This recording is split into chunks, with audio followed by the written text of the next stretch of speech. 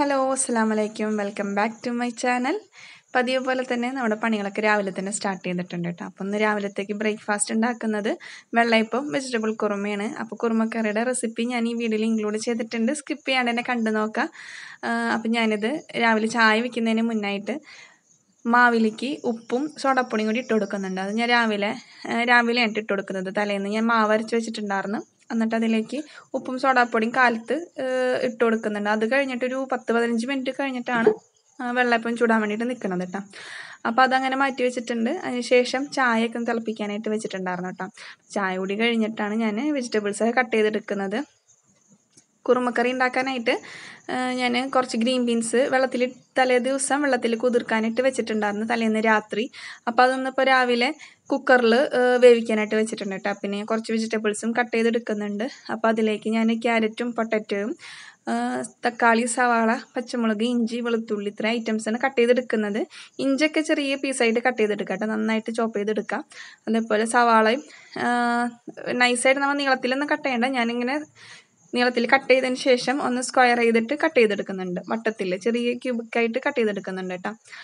അതേപോലെ തന്നെ വെജിറ്റബിൾസും എല്ലാം ചെറിയ പീസായിട്ട് കട്ട് ചെയ്തെടുക്കുക. വല്ലാണ്ട് ഫൈനല്ല, അത്യാവശ്യം നമ്മൾ വെജിറ്റബിൾ കുറുമക്കറിയൊക്കെ കണ്ടിട്ടില്ലേ നമ്മൾ പുറത്തുനിന്നൊക്കെ കഴിക്കുന്നത്. അപ്പോൾ അതേപോലത്തെ ഒരു ചെറിയ പീസായിട്ട് കട്ട് ചെയ്തെടുക്കുക.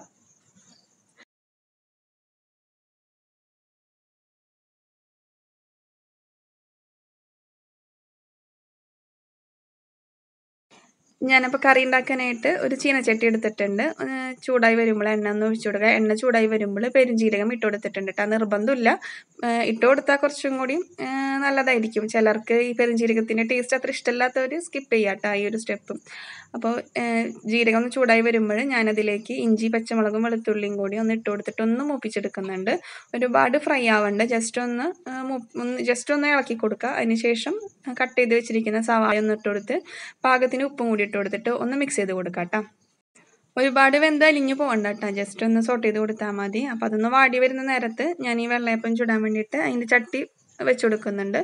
അതിലേക്ക് ഒരു കയ്യിൽ മാവ് ഒഴിച്ച് കൊടുത്തിട്ട് ഇതേപോലെ ഒന്ന് ചുറ്റിച്ച് കൊടുക്കാം കേട്ടോ. ഈ പാനൊന്ന് ചൂടായി വരുമ്പോൾ എന്നിട്ട് മീഡിയം ഫ്ലെയിമിൽ നമ്മൾ ഈ ഫ്ലെയിം ഒന്ന് മെയിൻറ്റെയിൻ ചെയ്ത് കൊടുക്കണം കേട്ടോ.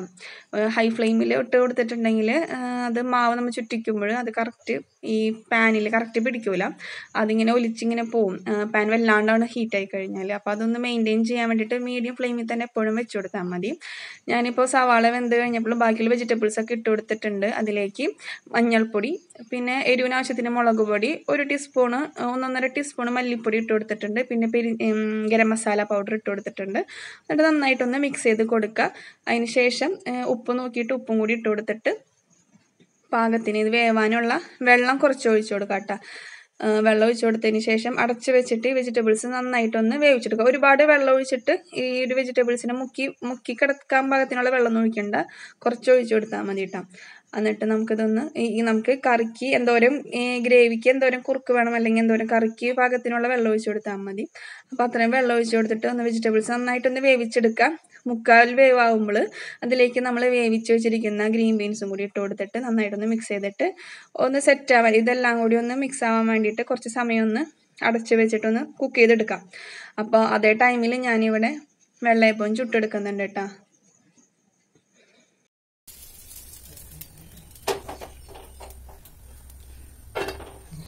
ഇനി ഞാനിപ്പോൾ കറിയാവുന്ന, അതായത് വെജിറ്റബിൾസൊക്കെ വെന്ത് വരുന്ന ടൈം കൊണ്ട് നമ്മൾ ചിരകി വെച്ചിരിക്കുന്ന തേങ്ങയിൽ നിന്ന് ഒരു പിടി തേങ്ങ എടുത്തിട്ടുണ്ട് കേട്ടോ. ഗ്രൈൻഡറിൽ ഇട്ട് കൊടുത്തിട്ട് നമുക്കൊന്ന് പേസ്റ്റ് ചെയ്ത് അരച്ചെടുക്കാനുണ്ട്.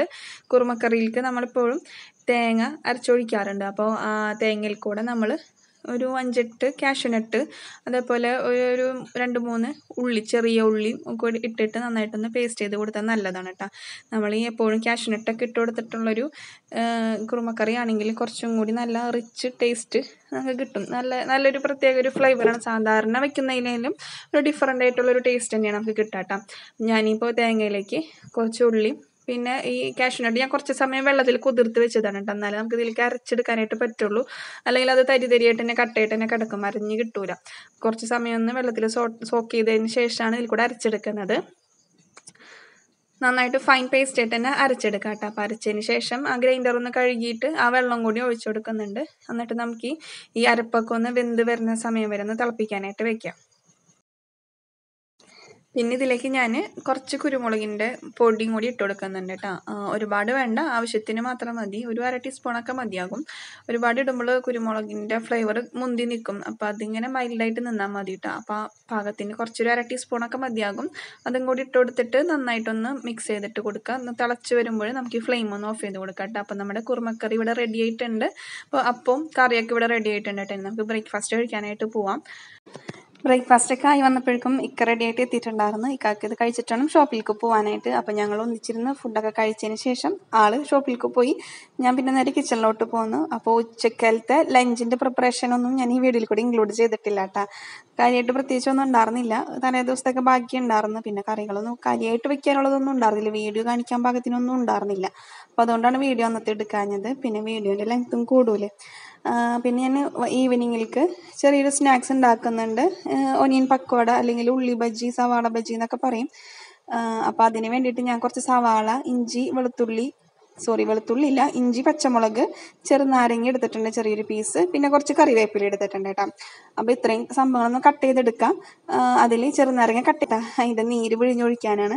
അപ്പോൾ ഇഞ്ചി ഇതേപോലെ ഒന്ന് തിന്നായിട്ട് വളരെ നൈസായിട്ടൊന്ന് കട്ട് ചെയ്തെടുക്കാം കേട്ടോ. നമ്മൾ ഈ ബജ്ജിക്ക് മാവൊക്കെ കുഴയ്ക്കുമ്പോൾ ഇഞ്ചിയുടെ കഷ്ണങ്ങളൊന്നും കടിക്കാണ്ടിരിക്കാൻ വേണ്ടിയിട്ടാണ് ഇങ്ങനെ വളരെ കനം കുറച്ച് കട്ട് ചെയ്തെടുക്കുന്നത്. അതേപോലെ പച്ചമുളക് കട്ട് ചെയ്യുമ്പോഴും തിന്നായിട്ട് തന്നെ കട്ട് ചെയ്തെടുക്കാം കേട്ടോ. പച്ചമുളക് എരിവ് ഇഷ്ടമുള്ളവർക്ക് നല്ല വലുപ്പത്തിൽ കട്ട് ചെയ്യാം. നമുക്കങ്ങനെ എരിവിനോട് വലിയ താല്പര്യം ഇല്ലാത്തതുകൊണ്ട് വളരെ നൈസായിട്ടാണ് കട്ട് ചെയ്തെടുക്കുന്നത് കേട്ടോ. കുറച്ച് നീളത്തിൽ കട്ട് ചെയ്യുന്നുണ്ട്. അതിന് ശേഷം ഞാൻ പിന്നെ ഇതിനൊന്നും കൂടി ഒന്ന് ചെറുതാക്കിയിട്ടുണ്ട് കേട്ടോ. ഇതിപ്പോൾ കട്ട് ചെയ്യുന്നതിനെ തിന്നായിട്ടാണ് കട്ട് ചെയ്യണത്. പിന്നെ നീളമുള്ളത് കൊണ്ട് ഇതിനൊന്നും കൂടി ഒന്ന് വട്ടത്തിൽ പിന്നെ ഒന്ന് കട്ട് ചെയ്തിട്ടുണ്ട്. അപ്പോൾ ഇങ്ങനെ കഴിക്കണ സമയത്ത് നമുക്ക് ഇതിൻ്റെ ഇടയിൽ കൂടെ ഇഞ്ചിയും പച്ചമുളകൊക്കെ കടിക്കുമ്പോൾ നമുക്ക് പിന്നെ കഴിക്കാൻ വലിയൊരു ഇഷ്ടം ഉണ്ടാവില്ലല്ലോ. അപ്പോൾ അതുകൊണ്ട് ഞാൻ വളരെ നൈസായിട്ട് കട്ട് ചെയ്തെടുക്കുന്നുണ്ട്. അതേപോലെ തന്നെ സവാളയും തിന്നായിട്ട് തന്നെയാണ് കട്ട് ചെയ്യുന്നത്. കനം കുറച്ച് നീളത്തിലാണ് കട്ട് ചെയ്തെടുക്കുന്നത്. ഞാനിപ്പോൾ ഇത് ഈവനിങ്ങിലല്ല കേട്ടോ കട്ട് ചെയ്യുന്നത്. രാവിലെ എന്ന് വെച്ചാൽ ഒരു ഉച്ച സമയത്താണ് കട്ട് ചെയ്ത് വെക്കുന്നത്. കട്ട് ചെയ്ത് ഇതിലേക്ക് മാവ്, അതായത് കടലപ്പൊടി, മൈദ എല്ലാം കൂടി മിക്സ് ചെയ്തിട്ടൊക്കെ ഒന്ന് സെറ്റ് ചെയ്ത് വെച്ചിട്ടുണ്ടായിരുന്നു. നമുക്ക് ഇങ്ങനെ മാവ് മിക്സ് ചെയ്തിട്ടൊന്ന് കുറച്ച് സമയം ഒന്ന് റെസ്റ്റ് ചെയ്യാൻ വെക്കുകയാണെങ്കിൽ കുറച്ചും കൂടി ടേസ്റ്റ് ആണെന്നാണ് തോന്നിയിട്ടുള്ളത് കേട്ടോ. നമ്മൾ ഉണ്ടാക്കിയിട്ടുള്ള അപ്പം കട്ട് ചെയ്ത് അപ്പം തന്നെ ഉണ്ടാക്കുന്നതിനേലും കുറച്ചുകൂടി ടേസ്റ്റാണ് കുറച്ച് സമയം ഇരുന്നതിന് ശേഷം നമ്മൾ അത് ഉണ്ടാക്കിയെടുക്കണത് കേട്ടോ. അപ്പോൾ നല്ല അതിലേക്ക് ഉപ്പും അതിൻ്റെ എരിവും എല്ലാം ഒരേപോലെ ഇറങ്ങി നല്ല കറക്റ്റ് ആ ഒരു നല്ലൊരു ടേസ്റ്റിൽ ഉണ്ടാക്കിയെടുക്കാനായിട്ട് പറ്റാട്ടോ. അപ്പോൾ ഞാൻ ഇതിപ്പോൾ കട്ട് ചെയ്തെല്ലാം സവാളൊക്കെ കട്ട് ചെയ്തിട്ടുണ്ട്. പിന്നെ ഇതിലേക്ക് നമുക്ക് പാകത്തിനുള്ള ഉപ്പിട്ട് കൊടുക്കുന്നുണ്ട്. പിന്നെ ഉപ്പിട്ട് കൊടുത്തതിന് ശേഷം ഒന്ന് മിക്സ് ചെയ്ത് കൊടുക്കാം കേട്ടോ. പിന്നെ ഇതിലേക്ക് ഞാൻ കുറച്ച് കായത്തിൻ്റെ പൊടി ചേർത്ത് കൊടുക്കുന്നുണ്ട്. കായപ്പൊടി ഉണ്ടെങ്കിൽ ചേർത്ത് കൊടുക്കാം, നിർബന്ധമൊന്നുമില്ല. പിന്നെ പെരുജീരകം ഉണ്ടെന്നുണ്ടെങ്കിൽ അതിൻ്റെ ഒരു കുറച്ച് പൊടി, അതിൻ്റെ ഒരു പൗഡർ ഒരു നുള്ളങ്ങാനും മതിയാവും കേട്ടോ. ഒരുപാടൊന്നും വേണ്ട, ടേസ്റ്റാണ്. അതൊക്കെ ചേർത്ത് കൊടുത്തു കഴിഞ്ഞാൽ കുറച്ചും കൂടി ടേസ്റ്റായിട്ടാണ് കഴിക്കുമ്പോൾ എനിക്ക് തോന്നിയിട്ടുള്ളത്. എല്ലാവർക്കും എങ്ങനെയാണെന്ന് അറിയില്ല കേട്ടോ. പിന്നെ ചെറുനാരങ്ങയുടെ നീരും കൂടി ഒഴിച്ചു കൊടുക്കുന്നുണ്ട്. നന്നായിട്ടൊന്ന് മിക്സ് ചെയ്ത് കൊടുക്കാം. അതിന് ശേഷം ഞാനിതിലേക്ക് കടലമാവും മൈദയും പിന്നെ അതേപോലെ അരിപ്പൊടിയും ചേർത്ത് കൊടുക്കുന്നുണ്ട്. അരിപ്പൊടി ചേർത്ത് കൊടുക്കുന്നത് ഒരു ക്രിസ്പിനെസ്സിന് വേണ്ടിയിട്ടാണ്. ഒരുപാടൊന്നും ചേർക്കണ്ട, 2 ടീസ്പൂണൊക്കെ മതിയാവും അരിപ്പൊടി ചേർക്കുമ്പോൾ. പിന്നെ കടലമാവ് എടുക്കണത് ഞാനിപ്പോൾ എടുത്തേക്കുന്ന മെഷറിംഗ് കപ്പ് 1/2 കപ്പ് അളവുള്ള മെഷറിംഗ് കപ്പാണ് കേട്ടോ. അപ്പോൾ അതിൽ ഒരു 2 കപ്പായിട്ട്, അതായത് 1/2 കപ്പിൻ്റെ 2 കപ്പിൽ നിറച്ചെടുത്തിട്ടില്ല. അപ്പം വേണമെങ്കിൽ ഒരു 3/4 കപ്പ്, മൊത്തത്തിൽ ഒരു 3/4 കപ്പ് കടലമാവ് എടുത്തിട്ടുണ്ട്. അതേ അളവിൽ തന്നെ മൈദപ്പൊടിയും എടുത്തിട്ടുണ്ട്. പിന്നെ അതിലേക്ക് ഒരു 2 ടീസ്പൂണ് അരിപ്പൊടിയും കൂടിയും ഇട്ട് കൊടുക്കാം. എന്നിട്ട് നന്നായിട്ടൊന്ന് മിക്സ് ചെയ്ത് കൊടുക്കാം കേട്ടോ. നന്നായിട്ടൊന്ന് കൈ വെച്ചിട്ടൊന്ന് കുറച്ച് വെള്ളം കൂടി ഒഴിച്ചു കൊടുത്തിട്ട്, ഒരുപാടല്ല, കുറച്ച് വെള്ളം, ആ ഒരു മാവൊക്കെ ഒന്ന് മിക്സ് ആവാനുള്ള വെള്ളം കൂടി ഒഴിച്ചു കൊടുത്തിട്ട് നന്നായിട്ടൊന്ന് മിക്സ് ചെയ്ത് കൊടുക്കുക. പിന്നെ അത് നമ്മൾ ഉണ്ടാക്കുന്ന സമയമാകുമ്പോഴേക്കും നന്നായിട്ട് വെള്ളമൊക്കെ ഇറങ്ങും സവാളയിൽ നിന്നും. പിന്നെ ഉപ്പൊക്കെ ഇട്ട് കൊടുക്കണമല്ലേ, അപ്പോൾ അതിൽ നിന്നൊക്കെ അത്യാവശ്യത്തിന് വെള്ളമൊക്കെ ഇറങ്ങി അത്യാവശ്യം ലൂസാവും. അപ്പോൾ അത് കണക്കാക്കിയിട്ട് വേണം വെള്ളം ഒഴിച്ച് കൊടുക്കാൻ കേട്ടോ. ഇപ്പോൾ ഉള്ളി ബജിക്കുള്ള മാവൊക്കെ നന്നായിട്ട് കുഴച്ച് റെഡിയാക്കി വെച്ചിട്ടുണ്ട് കേട്ടോ. ഇനി നമുക്കിതൊന്ന് റെസ്റ്റ് ചെയ്യാനായിട്ട് വെക്കുക. വൈകുന്നേരം നമ്മൾ ചായ കുടിക്കുന്ന സമയത്ത് ഇത് ഫ്രൈ ചെയ്തെടുത്താൽ മതിയാവും. അപ്പം ഞാനൊന്ന് കുറച്ച് സമയം ഇപ്പോൾ ഉച്ചക്കലത്തെ ഫുഡ് കഴിച്ച് നിസ്കാരമൊക്കെ കഴിഞ്ഞ് ഒന്ന് കുറച്ച് നേരം കിടന്ന് എഴുന്നേറ്റ് നിസ്കരിച്ച് ഇപ്പോൾ ഞാൻ കിച്ചണിലോട്ട് വന്നിട്ടുണ്ട് കേട്ടോ ചായ വെക്കാൻ വേണ്ടിയിട്ട്. അപ്പോൾ ചായ വെക്കുന്നതിന് മുന്നായിട്ട് ബജി ഉണ്ടാക്കുന്നുണ്ട്. അപ്പോൾ അതിന് വേണ്ടിയിട്ട് ഞാനൊരു പാൻ വെച്ച് കൊടുത്തിട്ടുണ്ട്. പാൻ ഒന്ന് ചൂടായി വരുമ്പോൾ ഓയിലൊന്ന് ഒഴിച്ചു കൊടുക്കാം. ഞാനിപ്പോൾ വെളിച്ചെണ്ണയാണ് യൂസ് ചെയ്തേക്കുന്നത്. വെളിച്ചെണ്ണ ഒഴിച്ചു കൊടുത്തിട്ടുണ്ട്. വെളിച്ചെണ്ണ ചൂടായി വരുമ്പോൾ നമുക്ക് ഈ മാവ് കുറേശ്ശെ ഒന്ന് ഇതിലേക്ക് ഇട്ട് കൊടുക്കാം കേട്ടോ. അപ്പോൾ അത് കൈ വെച്ചിട്ട് തന്നെ ഇട്ട് കൊടുത്താൽ മതി. അപ്പോൾ വെളിച്ചെണ്ണയുടെ ചൂട് നോക്കാൻ വേണ്ടിയിട്ടാണ് ഞാൻ കൈയൊന്നും ഉള്ളോട് വെച്ച് നോക്കുന്നത്. അപ്പോൾ അത് ടെസ്റ്റ് ചെയ്യാൻ വേണ്ടിയിട്ട് ഇച്ചിരി ഒരു നുള്ളങ്ങാനും മാവ് ഇതിലേക്ക് ഇട്ട് കൊടുത്താൽ മതി. അപ്പോൾ താഴത്തു നിന്ന് പൊന്തി ഓയിലിൽ ഇങ്ങനെ ഓടിക്കളിക്കുന്നുണ്ടെങ്കിൽ പാകത്തിന് ചൂടായിട്ടുണ്ടെന്നാണ് കേട്ടോ അർത്ഥം. അപ്പോൾ ഞാനിപ്പോൾ ഇതിലേക്ക് കൈയൊന്ന് നനച്ചതിന് ശേഷം മാവ് ഇതിൽ നിന്ന് എടുത്തിട്ടുണ്ട്. ബോളായിട്ടല്ല, ഒന്ന് പരത്തിയിട്ടാണ് ഇട്ട് കൊടുക്കുന്നത്. പരത്തി ഒന്ന് ഇട്ട് കൊടുക്കുന്നുണ്ട്. ഫ്ലെയിം എപ്പോഴും ഒരു മീഡിയം ഫ്ലെയിമിൽ തന്നെ ഇട്ട് വെച്ചേക്കട്ടോ. ഹൈ ഫ്ലെയിമിലേക്ക് വെക്കരുത്, സവാള ആയതുകൊണ്ട് പെട്ടെന്ന് കരിയും. അപ്പോൾ അത് ഉള്ളിലത്തെ മാവൊക്കെ ഒന്ന് വെന്ത് കിട്ടാനുള്ള സമയം കൊടുക്കണം. അപ്പോൾ അതുകൊണ്ട് മീഡിയം ഫ്ലെയിമിൽ തന്നെ എപ്പോഴും വെച്ച് കൊടുക്കുക. ഒരുപാട് ലോ ഫ്ലെയിമിലേക്കും വെക്കരുത്. ലോ ഫ്ലെയിമിൽ വെച്ച് കഴിഞ്ഞാൽ ഇത് വെളിച്ചെണ്ണ കുടിക്കും. അപ്പോൾ അതുകൊണ്ട് ലോ ഫ്ലെയിമിലും വെക്കരുത്, ഹൈ ഫ്ലെയിമിലേക്ക് വെത്തരുത്. ഒരു മീഡിയം ഫ്ലെയിമിൽ തന്നെ വെക്കുക. കളർ മാറി തുടങ്ങുമ്പോൾ പതുക്കെ ഒന്ന് മറിച്ച് കൊടുക്കുക. രണ്ട് സൈഡൊന്ന് ഓക്കെ ആയി കഴിഞ്ഞാൽ നമുക്കതിൽ നിന്ന് കോരി മാറ്റാം. അപ്പോൾ ഞാനിപ്പോൾ ഫസ്റ്റ് ട്രിപ്പ് കോരി എടുക്കുന്നുണ്ട്. ഇത് കോരി എടുത്തതിന് ശേഷം അടുത്ത ട്രിപ്പ് പൊരിക്കാനായിട്ട് എടുക്കുന്നുണ്ട് കേട്ടോ. അപ്പോൾ അതിൽ നിന്ന് ഞാൻ ഒരു ബജി എടുത്തിട്ടൊന്ന് പതുക്കെ ഒന്ന് കട്ട് ചെയ്ത് നോക്കുന്നുണ്ട്. കൈ വെച്ചിട്ടൊന്ന് മുറിച്ച് നോക്കുന്നുണ്ട് കേട്ടോ. ഉള്ളൊക്കെ നന്നായിട്ട് വെന്ത് വന്നിട്ടുണ്ട്. അപ്പോൾ ഇതിൻ്റെ കൂടെ നല്ല ചൂട് കട്ടൻ ചായയും ബജിയും കഴിക്കാനായിട്ട് നല്ലൊരു സുഖമാണ് കേട്ടോ. കുറേ ദിവസത്തിന് ശേഷമാണ് ഇപ്പോൾ ഇങ്ങനെ കഴിക്കുന്നത്. അതിന് ശേഷം ഞങ്ങൾ ചായ കുടിയൊക്കെ കഴിഞ്ഞിട്ട് ഞാൻ പുറത്തേക്കൊക്കെ ഒന്ന് ഇറങ്ങി. ഞാൻ കുറച്ച് മുല്ല നട്ട് പിടിപ്പിച്ചിട്ടുണ്ട് കേട്ടോ പറമ്പിൽ. അപ്പോൾ ചെറിയൊരു കൃഷി എന്നുള്ള രീതിയിൽ തുടങ്ങിയേക്കണതാണ്. അപ്പോൾ അത് നനയ്ക്കാനുണ്ടായിരുന്നു. പിന്നെ അതിൻ്റെ പരിചരണവും കാര്യങ്ങളൊന്നും ഇടയ്ക്കൊന്നും അതിൽ കൂടെ ഒക്കെ ഒന്നും നടന്നില്ല എന്നുണ്ടെങ്കിൽ അതൊക്കെ നശിച്ചു പോകുന്നുണ്ട്. നമ്മൾ വേണ്ടത്ര കെയർ കൊടുത്തില്ല എന്നുണ്ടെങ്കിൽ ഒക്കെ ചീത്തയായിട്ട് പോകും. അപ്പോൾ എന്നും രാവിലെയും വൈകുന്നേരം ഇപ്പോൾ കിട്ടിയേക്കണ പുതിയ ഡ്യൂട്ടിയാണ്. കുറച്ച് മാസങ്ങളായിട്ട് നമ്മുടെ റൂട്ടീനിൽ ചെറിയൊരു ചേഞ്ചസ് വന്നിരിക്കുന്നത് ഈ ഒരു മുല്ല തന്നെയാണ് കേട്ടോ. രാവിലെയും വൈകിട്ടും എപ്പോഴും ഞാൻ ഈ ഒരു ഇതിന് വേണ്ടിയിട്ട് കുറച്ച് സമയം കണ്ടെത്താറുണ്ട്. അപ്പോൾ വൈകിട്ട് നനയ്ക്കാൻ വേണ്ടിയിട്ടാണ് ഇപ്പോൾ ഇറങ്ങിയിരിക്കണത്. അപ്പോൾ നമ്മുടെ മുല്ലൊക്കെ ഒന്ന് ഉഷാറായിട്ട് വന്നിരിക്കുന്ന സമയമാണ് കേട്ടോ. ആദ്യത്തെ പൂവിടലൊക്കെ കഴിഞ്ഞിട്ട് ഇപ്പോൾ രണ്ടാമത്തെ ട്രിപ്പാണ് പൂവ് ആയിക്കൊണ്ടിരിക്കണത്. അപ്പോൾ ആദ്യത്തെ കഴിഞ്ഞിട്ട് ഞാനിത് കട്ട് ചെയ്തിട്ടുണ്ടായിരുന്നു കേട്ടോ. അതിൻ്റെ ചെറിയ കമ്പുകളൊക്കെ കട്ട് ചെയ്ത് കൊടുത്തിട്ടുണ്ടായിരുന്നു. ചെറിയ മുട്ടുകളും ആദ്യം വന്നിരുന്ന മുട്ടുകളൊക്കെ കട്ട് ചെയ്ത് കൊടുത്തതിന് ശേഷമാണ് പൂ വിരിയാനായിട്ട് സമ്മതിച്ചത്. അതായത് അതിൻ്റെ ഒരു കെയറിങ്ങിൻ്റെ ഭാഗമാണ് കേട്ടോ ഇതിപ്പോൾ ഇങ്ങനെയൊക്കെ ചെയ്യുന്നത്. ഒരുപാട് വീഡിയോസൊക്കെ കണ്ടതിന് ശേഷമാണ് നമ്മൾ ഇതിന് വേണ്ടിയിട്ടൊക്കെ കെയറിങ്ങും കാര്യങ്ങളൊക്കെ ചെയ്ത് കൊടുക്കണത് കേട്ടോ. അപ്പോൾ സമയത്തിന് വളം, പിന്നെ അതേപോലെ കീടനാശിനി നിയന്ത്രണങ്ങൾ ഇതൊക്കെ ചെയ്ത് കൊടുക്കുക. കീടങ്ങളെ നിയന്ത്രിക്കാനുള്ള കീടനാശിനികളൊക്കെ ഉപയോഗിച്ചിട്ടാണ് ഇപ്പോൾ ഇതൊന്ന് മെയിൻറ്റെയിൻ ചെയ്ത് കൊടുക്കുന്നത്.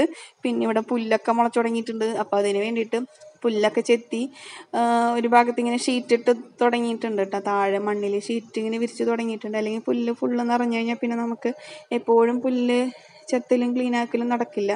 അപ്പോൾ അതുകൊണ്ട് ഇനി പിന്നെ പുല്ല് വരാതിരിക്കാൻ വേണ്ടിയിട്ട് ഞങ്ങളപ്പോൾ അവിടെ ഒന്ന് കുറച്ച് ഭാഗത്ത് ചെറിയൊരു ഏരിയയിൽ ഷീറ്റ് ഇട്ട് കൊടുക്കുന്നുണ്ട്. അപ്പോൾ അതിൻ്റെ പണികളൊക്കെ നടന്നുകൊണ്ടിരിക്കണം. നമ്മൾ വച്ചിരിക്കുന്ന മുല്ലകളൊക്കെ ഒന്ന് മാറ്റി ആ ഷീറ്റിൻ്റെ ഭാഗത്തോട്ടേക്ക് നീക്കി വെക്കാനുണ്ട്. അപ്പോൾ കുറച്ച് പണികളുണ്ട്. രാവിലെയും വൈകുന്നേരമൊക്കെ ആയിട്ട് കിട്ടുന്ന സമയം പോലെയൊക്കെ അതിൻ്റെ പുറകെ ഇങ്ങനെ നടക്കും. ഒരു സന്തോഷമാണ് കേട്ടോ മനസ്സിന്. നമ്മളെപ്പോഴും ഇങ്ങനെ അടഞ്ഞുകൂടി ഇരിക്കുന്നതിനേലും കുറച്ചും കൂടി ബെറ്റർ ആണെന്നാണ് എനിക്ക് തോന്നുന്നത്. ഇപ്പോഴാണ് കേട്ടോ അതൊക്കെ ഇഷ്ടം. ഇപ്പോഴാണ് എനിക്ക് ഇതിനോടൊക്കെ ഇഷ്ടവും താല്പര്യമൊക്കെ തോന്നി തുടങ്ങിയത് കേട്ടോ. മുമ്പൊക്കെ ഇങ്ങനത്തെ കാര്യങ്ങളൊക്കെ ഭയങ്കര മടിയാണ് ചെയ്യാനായിട്ട്. ഒന്നും ചെയ്യില്ലായിരുന്നു. ചെടിക്ക് വെള്ളം ഒഴിക്കാനോ ഒന്നിനും ഇഷ്ടമില്ലായിരുന്നു. പക്ഷെ ഇപ്പോൾ എന്തോ ഒരു പ്രത്യേക ഒരു ഇഷ്ടമൊക്കെ തോന്നി തുടങ്ങിയിട്ടുണ്ട്. മുല്ലയ്ക്ക് പണ്ടേ ഇഷ്ടമാണ് മുല്ലപ്പൂവ്. പക്ഷെ നോക്കാനും വളർത്താനും ഒന്നും വലിയ താല്പര്യമൊന്നും ഉണ്ടായിട്ടില്ല. പക്ഷെ ഇതിപ്പോൾ ഇങ്ങനെ ഉണ്ടായി നിൽക്കണതാണ് ഭയങ്കര ഒരു സന്തോഷമാണ് കേട്ടോ മനസ്സിന്. നമ്മൾ അത്രയും എഫേർട്ട് എടുത്തിട്ട് ഇപ്പോൾ ഉണ്ടായി നിൽക്കണമല്ലോ, അത്രയും കഷ്ടപ്പെടുന്നുണ്ട് അതിൻ്റെ പിന്നാലെ നടന്ന്. പിന്നെ അതേപോലെ അവറ്റങ്ങൾക്ക് വെള്ളവും വളമൊക്കെ നേരത്തിന് എത്തിച്ചു കൊടുക്കണതിൻ്റെ നന്ദി അവറ്റയും കാണിക്കുന്നു എന്ന് വേണമെങ്കിൽ നമുക്ക് പറയാം. മുട്ടൊക്കെ ഇട്ട് തുടങ്ങിയപ്പോൾ അതൊരു സന്തോഷമാണ്. കാണുമ്പോഴൊരു മനസ്സിനൊരു സമാധാനം സന്തോഷവും ഒക്കെയാണ്. പിന്നെ നമുക്ക് കുറച്ച് സമയം ഇതിന് വേണ്ടിയിട്ട് ചിലവഴിക്കാൻ പറ്റുന്നുണ്ട്. വെറുതെ ഇരിക്കുന്നില്ല. വെറുതെ ഇരിക്കാൻ കിട്ടുന്ന ടൈമിൽ ഇതിൻ്റെ പിന്നാലെ ഇങ്ങനെ നടക്കണോണ്ട് നമുക്കങ്ങനെ സമയം നന്നായിട്ട് പോയി കിട്ടുന്നുണ്ട്. ഇതാണ് ഇപ്പോൾ ഷീറ്റ് വിരിച്ചേക്കണ ഭാഗം കേട്ടോ. ഷീറ്റ് വിരിച്ചിട്ട് ഇപ്പോൾ മുല്ലത്തൈകൾ നമ്മൾ ആദ്യം വെച്ചിരുന്നതൊക്കെ ഇങ്ങോട്ടേക്ക് മാറ്റി വെക്കുന്നുണ്ട്. ഇതൊക്കെ പുതിയത് ഇപ്പോൾ വെച്ചിട്ടുള്ളൂ കേട്ടോ ഈ മുല്ലൊക്കെ. അതുകൊണ്ടാണ് അത്ര വലിയ ഉഷാറില്ലാണ്ട് നിൽക്കണത്. ഇപ്പോൾ കുറച്ചധികം ദിവസമായിട്ടില്ല വെച്ചിട്ട്. ആദ്യം നനച്ചതൊക്കെ നമ്മൾ ഫസ്റ്റിൽ വെച്ചിരുന്നതാണ്. ഒരു 3-4 മാസത്തെ വളർച്ച എത്തിയിട്ടുണ്ട് ഈ മുല്ലയ്ക്കൊക്കെ. മറ്റേ ഷീറ്റിൻ്റെ അവിടെ വെച്ചിരിക്കുന്നത് 1 മന്ത് വളർച്ചയൊക്കെ എത്തിയിട്ടുള്ളൂ കേട്ടോ ആ മുല്ലയ്ക്ക് നമ്മൾ വെച്ചിട്ട്. അപ്പോൾ വൈകുന്നേരം സമയമായിട്ടുണ്ട് കേട്ടോ. നനയൊക്കെ കഴിഞ്ഞിട്ട് ഞാൻ കയറാനായിട്ട് പോവാണ് അകത്തേക്ക്. ഈ ഭാഗത്ത് നല്ലോണം വെയിൽ കിട്ടും. മരങ്ങളൊന്നുമില്ല, തടസ്സങ്ങളൊന്നും ഇല്ലാത്തതുകൊണ്ട് നല്ല പോലെ വെയിൽ കിട്ടും. അപ്പോൾ അതുകൊണ്ട് തന്നെ മുല്ലയ്ക്കൊക്കെ വളരാൻ പറ്റിയിട്ടുള്ളൊരു ഏരിയ ആണ്. അപ്പോൾ അതുകൊണ്ടാണ് ഇവിടെ മുല്ല വെച്ചേക്കുന്നത് കേട്ടോ. അപ്പോൾ ഇന്നത്തെ വീഡിയോ ഞാനിവിടെ വൈൻഡപ്പ് ചെയ്യാണ്. വീഡിയോ എല്ലാവർക്കും ഇഷ്ടപ്പെട്ടിട്ടുണ്ടെങ്കിൽ ലൈക്ക് ചെയ്യുക, ഷെയർ ചെയ്യുക, കമൻറ്റ് ചെയ്യുക. അതുപോലെ സബ്സ്ക്രൈബ് ചെയ്യാതെ കാണുന്നവരുണ്ടെങ്കിൽ സബ്സ്ക്രൈബ് ചെയ്ത് സപ്പോർട്ട് ചെയ്യുക. അപ്പോൾ നമുക്കിനി അടുത്ത വീഡിയോയിൽ കാണാം. അതുവരേക്കും എല്ലാവർക്കും താങ്ക്സ് ഫോർ വാച്ചിങ്.